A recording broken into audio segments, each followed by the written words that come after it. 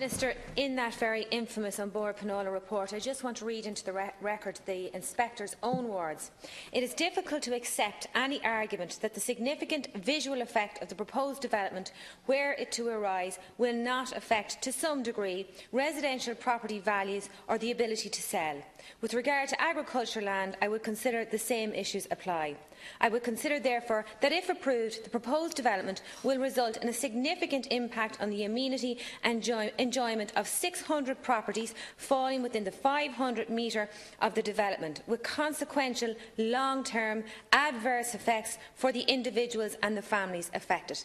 Now, they're the inspector's words, Minister, not mine, and you know that the anger of how people have been treated in Cavan, Meath and Monaghan is absolutely palpable, and it is incumbent on you to get these reports delivered to the Oireachtas as quickly as possible. Thank you very much, Deputy Castles. Minister, I have a very specific question, so I'll ask if you can give me a specific answer, and it deals with access. You raised the An Bord Pleanála ruling of 21st of December 2016. As you know, in that ruling only gave access for permission for construction. It did not give permission for access. And as specified again in recent High Court debates, EirGrid did not look for access, so they haven't got it.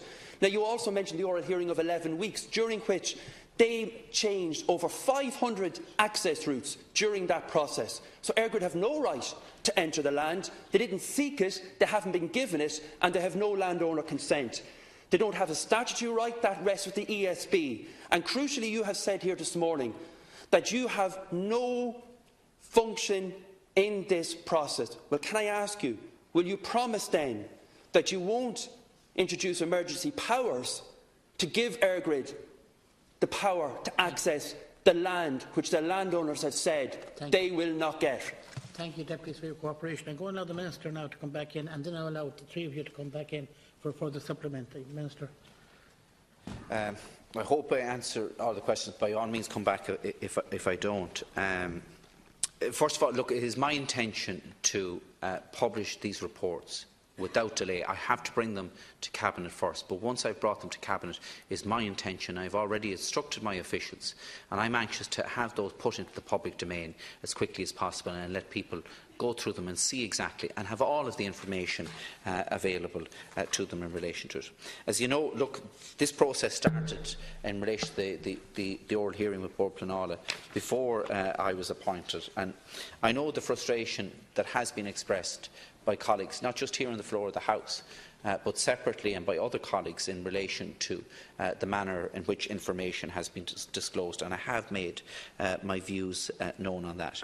In relation to the Northern Ireland process, yes, Deputy Smith, you are correct in relation to that. There wasn't any political or ministerial input in relation to that. The decision was taken on the 23rd of January by the Planning Appeals Commission in Belfast.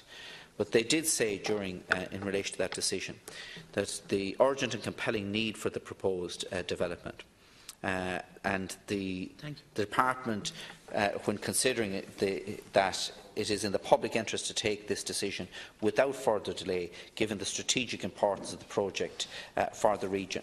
In relation to Deputy Cassell, I'll come back to Deputy Cassell's on the access one in a second.